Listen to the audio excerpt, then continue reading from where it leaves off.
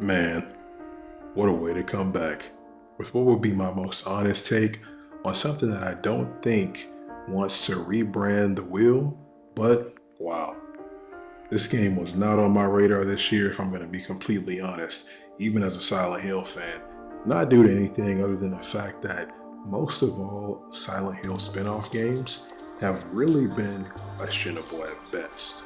Silent Hill is a series that struggles with consistency majorly, and its high points create some of the best horror games and some of the best horror period. But at its lowest and some of its goofiest points, it can be some of the most goofiest material known to mankind. Needless to say, with how many times one of my favorite horror properties has let me down, I didn't really get my hopes up. Silent Hill 2 Remake was amazing.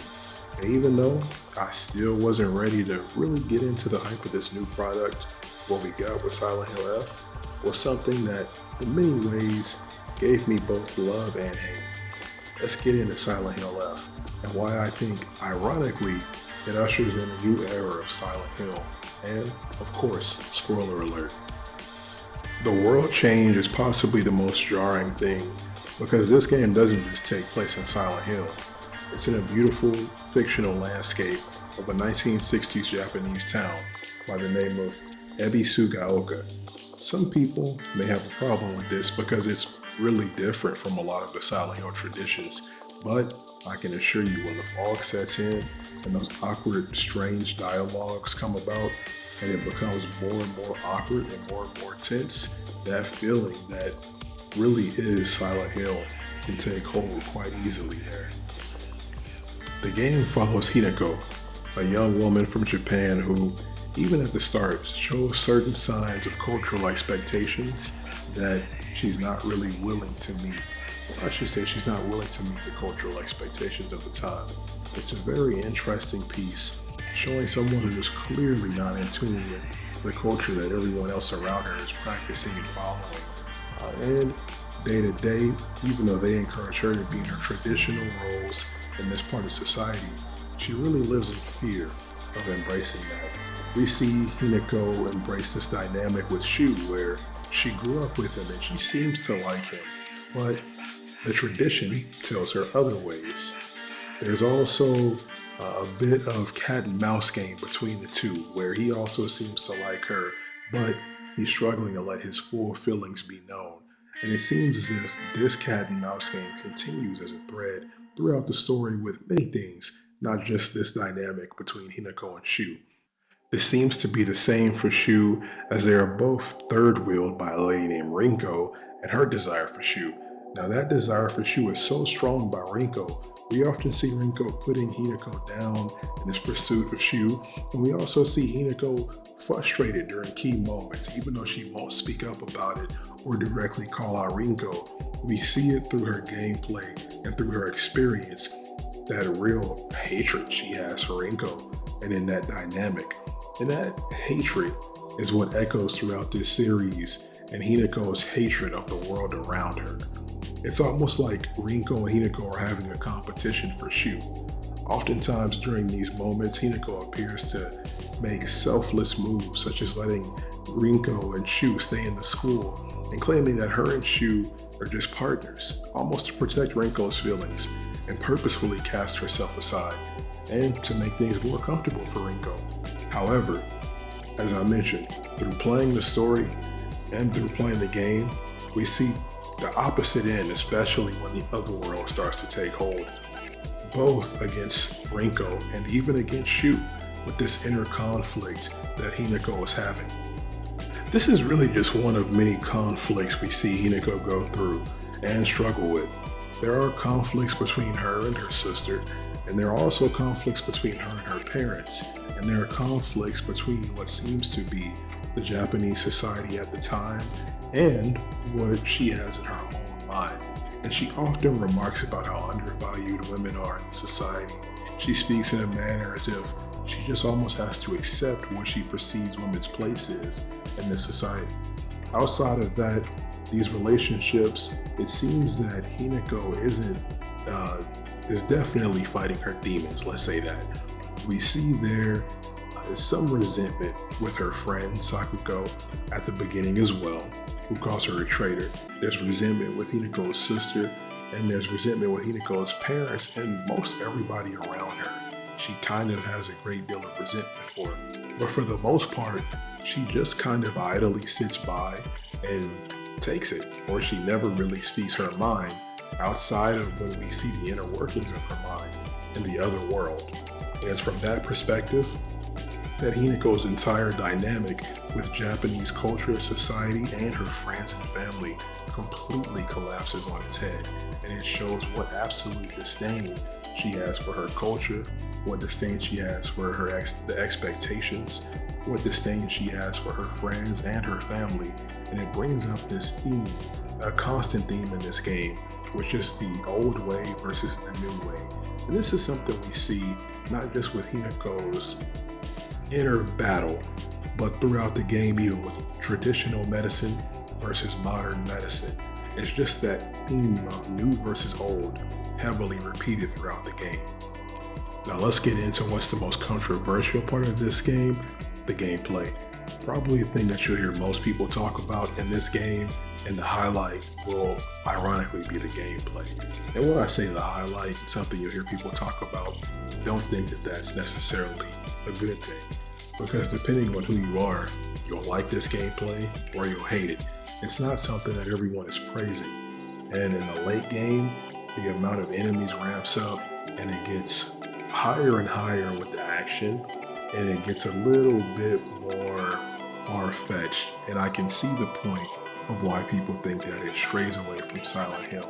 I think at the beginning of the game, there is a good embrace and a good balance of combat plus enemies, where you have that janky combat, you have your meter, you have your dodge, you have your weapon system with your weapons that can break. And there's really a good rhythm between the enemies you see and the amount of enemies you see, plus all of the other resources you have to keep up with in this game, and how you're limited outside of just having janky controls. Outside of the early part, in the middle to latter half of the game, is when I even agree the combat becomes a lot more obnoxious.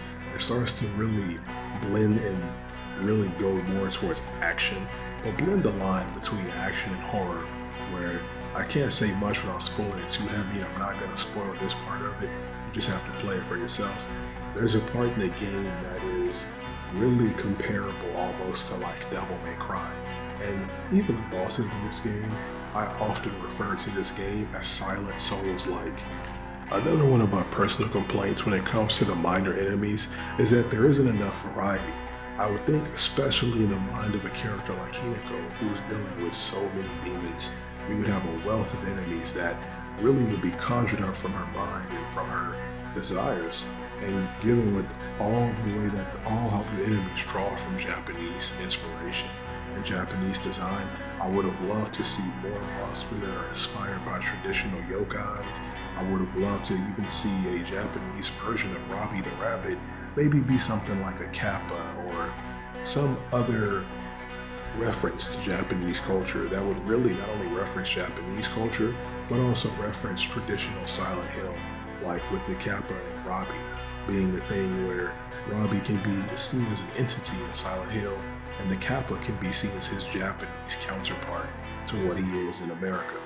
I feel like they could have toned down the action a bit, or gave you the option to have a gameplay where there's more action and a gameplay where you don't really fight too many enemies, or enemies are placed with a more thoughtful perspective, and you can see that they intended to have horror here, because at one point in the game, whether you're playing on hard or story, it just becomes too much to have all of these enemies coming at you, where it ruins the horror of Silent Hill. And that's something you never want to do with this series, because it's not Resident Evil. Another part that I wasn't a huge fan of myself were the fog chase scenes. I personally really hate chase scenes in video games, and there was a point outside of the start of the game where you have the fog chasing you, you have to dodge every enemy known to man while the fog demon chases you around. It's so horrible. I really hate that part of the game. It doesn't add to the horror. It doesn't add to fear. It doesn't add to the atmosphere, or it doesn't even help tell the story. It just seems like a nuisance. And I'm not sure why they felt that was essential to put into the game, but it did not add any fun value to the game. And they have to remember what's important about Silent Hill is the atmosphere. With that being said about the gameplay, let's talk about the puzzles. I played the game on hard and I played the puzzles on hard as well. The gameplay itself on hard is a bit of a slog. It took me longer to get through this game and I died probably more than I've ever died in a game as of late. But the puzzles were okay. I felt like even on hard, they were pretty easy. A few of them felt balanced, and then a few of them, like there was one with a box in her school, and that one felt so specified to Japanese culture, where it felt like I don't know what they want me to do here. I've never seen a puzzle like this, and I don't have experience with a puzzle like this. And that one just felt like a cultural moment. So I felt like the puzzles could have been better thought out. They did feel fair. To me, like I said, even on hard, they felt a little too easy. The Scarecrow puzzle, shout out to the Scarecrow puzzle. The Scarecrow puzzle is goated. Overall, in a universe of parallels, this game reminds me largely of how Silent Hill 4 was received. It's going to have mixed reception because it is a different style of Silent Hill. And much like Silent Hill 4 did not take place in the town of Silent Hill, neither does this game.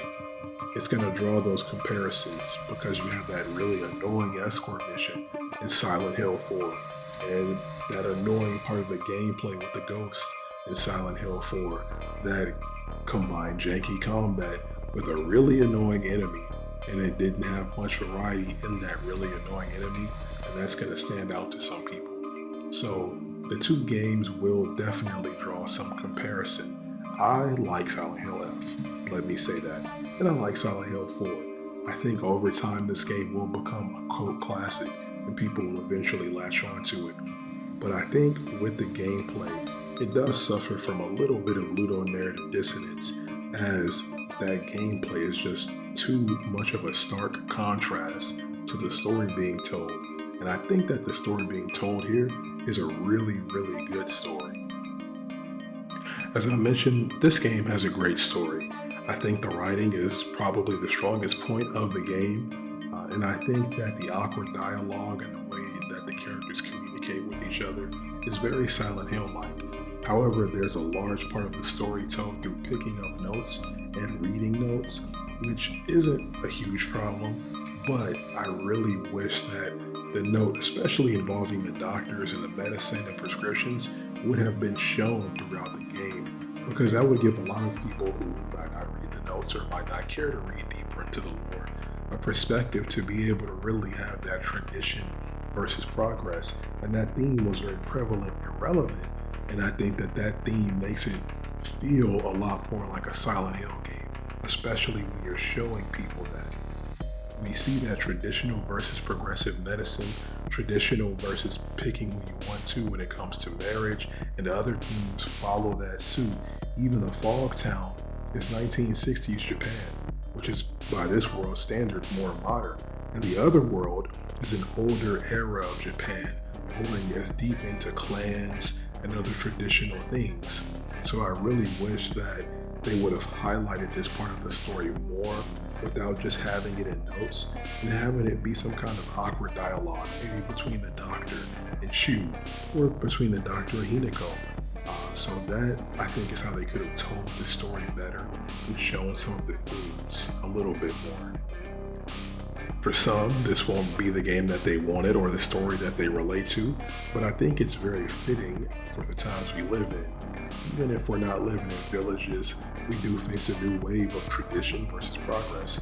We see this in many countries, various Gen Z protests, and the constant back and forth between politicians who want to embrace companies and AI versus those who talk about traditional things such as embracing farming, mining.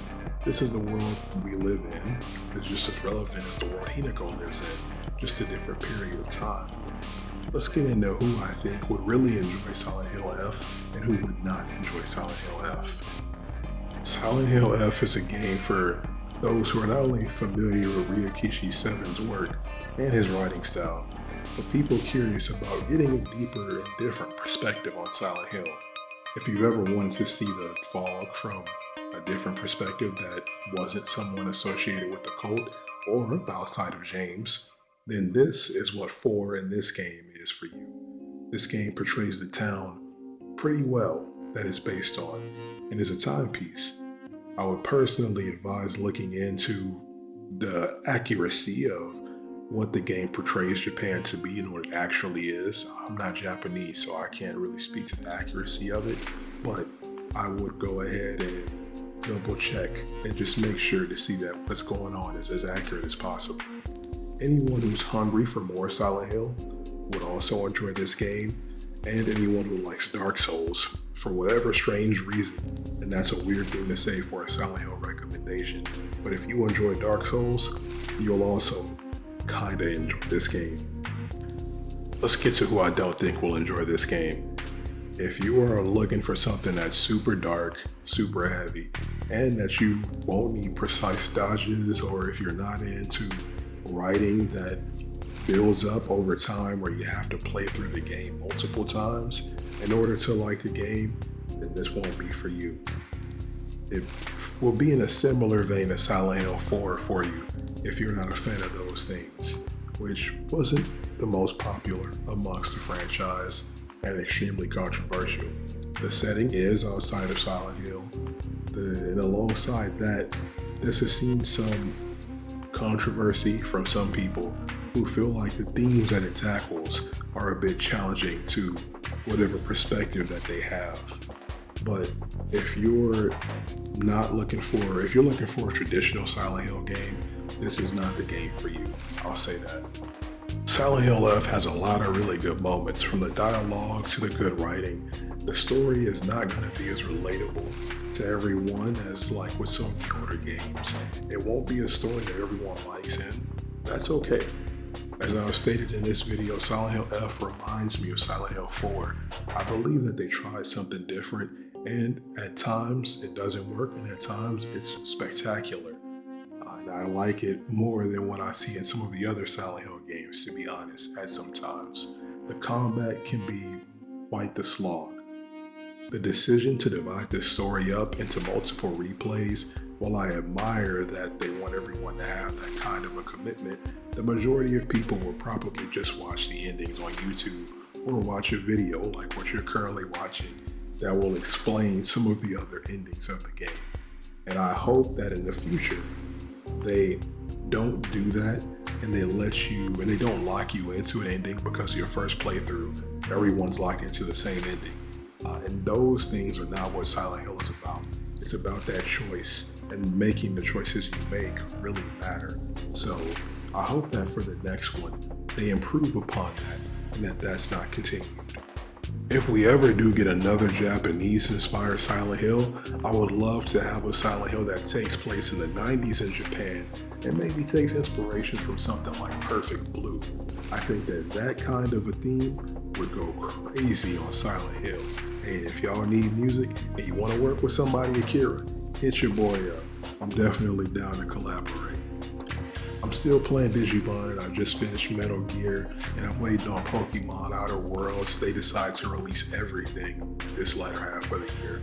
But this has been both one of the best games for gaming and a very crazy year. A lot of stuff came out. Silent Hill wasn't something that I had on my list of things to look for, but I'm glad I played it. And as always, I love this series. If you made it this far, shout out to you. Let me know what you liked about Silent Hill F and what you didn't like. Remember to keep it sensible and like and subscribe. Peace.